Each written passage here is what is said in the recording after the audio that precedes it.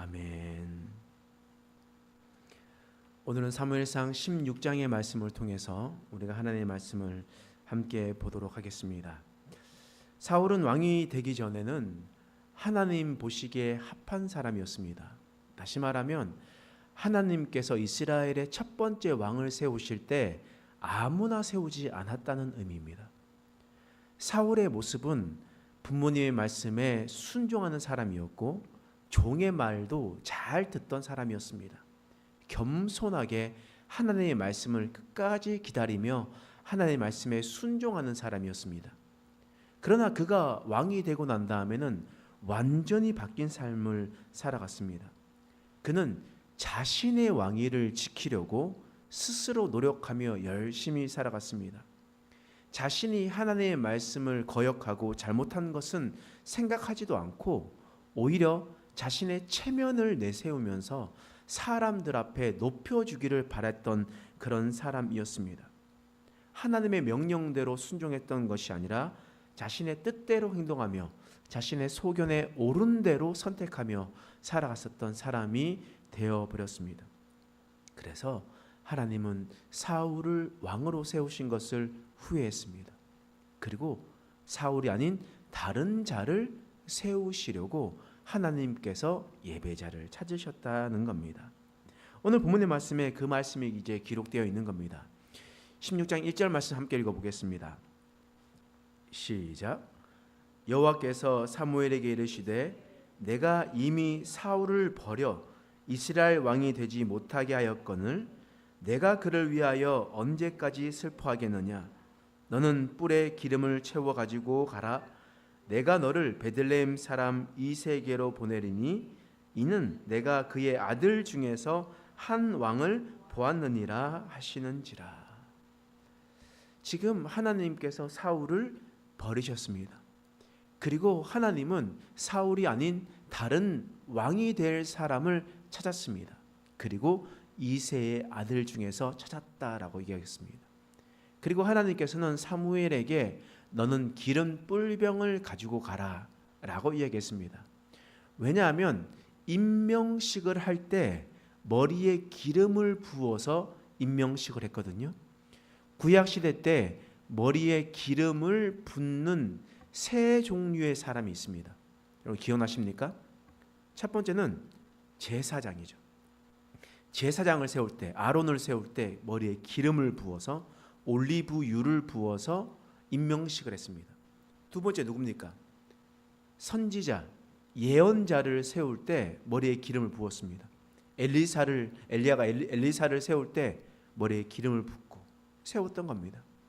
그리고 또 마지막으로 누가 기름을 부음을 받았습니까? 왕입니다. 왕을 세울 때 기름을 붓습니다.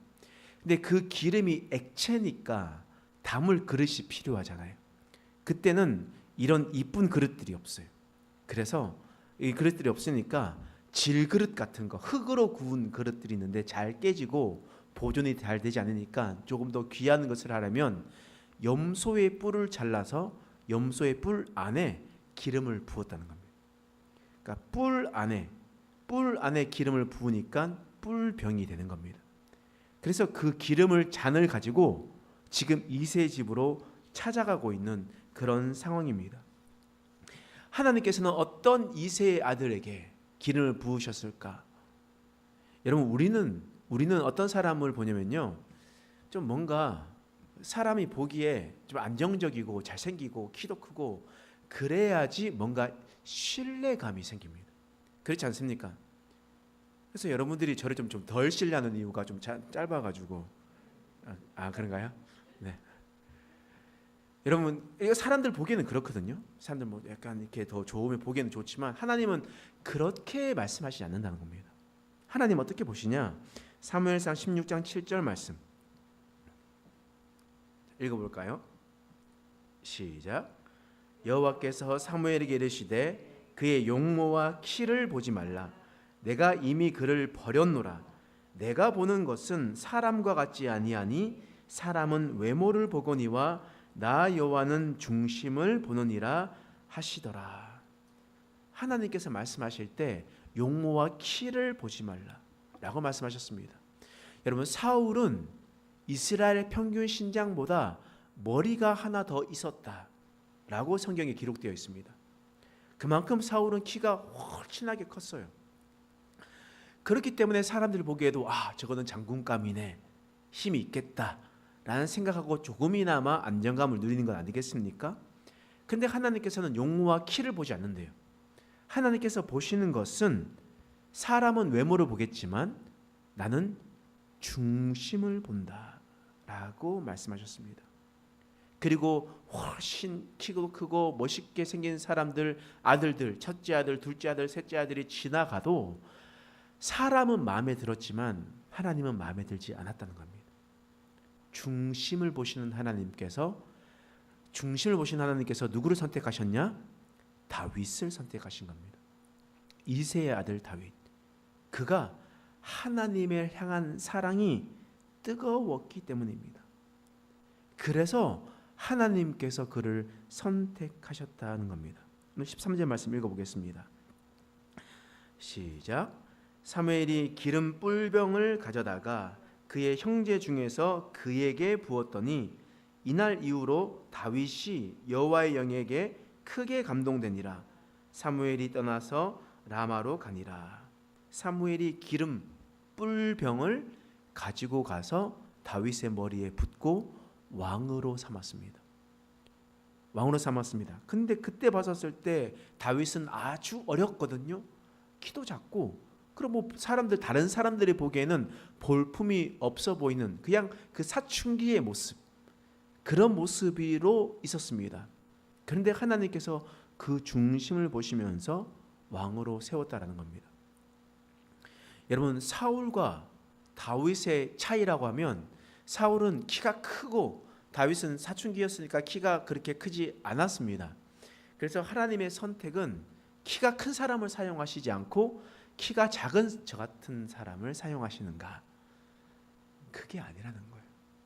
그게 아니고 하나님께서 사용하시는 사람은 중심을 보시는데, 근데 오늘 본문의 말씀에는 이 사울과 다윗의 왕이 되기까지의 가장 큰 차이가 있습니다. 사울은 악한 왕, 다윗은 선한 왕. 우리 이렇게 생각하잖아요.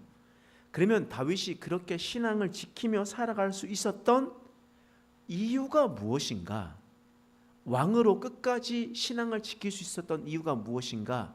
그것이 오늘 본문의 말씀에 기록되어 있는 겁니다.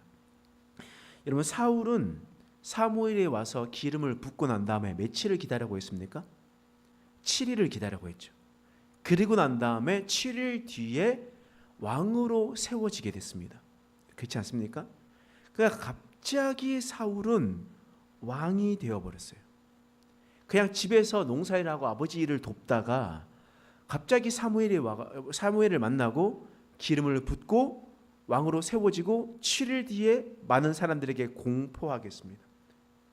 그래서 갑자기 왕이 되어버렸던 겁니다. 다시 말하면 사울은 아무런 훈련 없이 왕이 되었습니다. 어떤 훈련도 받지 않고 왕이 되어버렸습니다. 그러니까 사울의 인생의 결말이 어떻게 되었습니까? 실패한 인생이 되었어요. 근데 반면에 다윗은 어떻습니까? 다윗은 왕이 되기 위해서 끊임없는 훈련을 받았어요. 10수년간 광야 생활들을 하면서 끊임없이 훈련을 받았다는 겁니다. 그런데 그것이 가장 큰 차이였습니다. 다윗은 어려움과 고난을 견디면서 훈련을 받았습니다. 그 훈련 때문에 자신에게 찾아오는 어려움들을 지키며 살아갈 수가 있었습니다. 마음을 지키며 살아갈 수가 있었다는 거예요. 그러면 하나님께서 오늘 본문 말씀에 다윗을 어떻게 훈련을 시켰을까 생각해 보면 오늘 말씀 14절에 이런 말씀이 있습니다. 읽어보겠습니다. 시작. 여호와의 영이 사울에게서 떠나고 여호와께서 부리시는 악령이 그를 번뇌하게 한지라. 사울이 기름 부음 받고 하나님께 성령 충만함으로 살아갔었는데, 그런데 그 속에 하나님의 영이 떠나가 버렸습니다. 그 중심에 하나님이 없었기 때문입니다. 그러니 하나님이 떠나간 자리에 누가 찾아와요? 악령이 찾아오는 겁니다. 하나님이 없는 곳은 악한 것이 찾아올 수밖에 없어요. 이로 말미암아 사울은 너무나 번뇌하고 괴로워했습니다. 그래서 이것들을 해결하기 위해서 어떻게 하냐면 수금을 잘 타는 사람을 불러오자라고 했습니다. 이런 수금을 잘 탄다라는 의미가 어떤 의미겠습니까? 하나님을 찬양한다는 겁니다. 하나님을 찬양할 수 있는 사람을, 하나님을 높이 노래할 수 있는 사람을 불러서 왕의 옆에 세우자. 그러면 그의 찬양으로 말미암아 악한 것이 떠나갈 것이다 라고 생각했던 겁니다. 그래서 18절 말씀 읽어보겠습니다. 시작. 소년 중 한 사람이 대답하여 이르되 내가 베들레헴 사람 이새의 아들을 본즉 수금을 탈 줄 알고 용기와 무용과 구변이 있는 준수한 자라. 여호와께서 그와 함께 계시더라 하더라. 이 이새의 아들 다윗은요, 하나님과 함께하는 사람이었습니다. 이 다윗은 하나님과 함께하는 사람이 노래를 부르는데 그 노래가 하나님을 찬양하는 것이었습니다. 그로 말미암아 이 다윗이 이제 양치는 자가 아니라 왕궁에서 노래하는 자가 되었습니다. 왕궁에서 하나님을 찬양하는 자가 되었습니다. 다시 말하면 다윗이 취직됐다는 거예요. 지금 집에서 열심히 일을 하다가 지금 어디에 취직됐냐? 지금 왕궁에 취직된 겁니다. 왕궁에 취직되면서 훈련이 시작된 거예요. 왜 그러냐? 그냥 집에 있었을 때는 그냥 양만 치고 찬양하고 이렇게 하면 되거든요. 근데 왕궁에 가면 누구 옆에 있어야 됩니까? 사울 옆에 있어야 되거든요. 사울의 끊임없는 견제, 사울 옆에서 있으면서 광야길이 시작됐다는 겁니다. 여러분, 이것이 우연히 일어난 것처럼 보이지만 모든 것이 기름을 붓고 난 다음에 일어난 일들입니다. 하나님께서 다윗을 어렸을 때부터 훈련을 하기 시작했던 겁니다. 하나님을 뜨겁게 사랑하는 사람, 그 뜨거운 마음만 가지고 있는 것이 아니라, 자, 왕궁에 들어가서 많은 이야기들을 주워 들어라. 너가 이거 왕이 되려면 이런 것들을 해야 되는 것을 보여주고 있는 겁니다. 사람을 상대하는 것도 보여주게 되죠. 사울이 얼마나 괴롭게 했습니까? 그럼에도 불구하고 꿋꿋이 그 자리에 지키고 있었던 것은 하나님의 훈련이었습니다. 여러분, 때때로 우리는 성령 기름 부음 받은 자들이 하나님의 백성인데, 하나님의 자녀인데, 야, 나는 왜 이런 자리에서 이런 일을 해야 할까 고민할 때가 있습니다. 나는 하나님께서 사랑하시는 사람인데 왜 이런 밑바닥에서 이런 생활들을 해야 되는가 라는 생각들을 하면서 하나님 앞에 불평과 불만을 내세울 때가 있습니다. 그런데 우리가 조금 더 넓은 눈으로 생각해 보면 그 모든 것이 다 훈련의 과정입니다.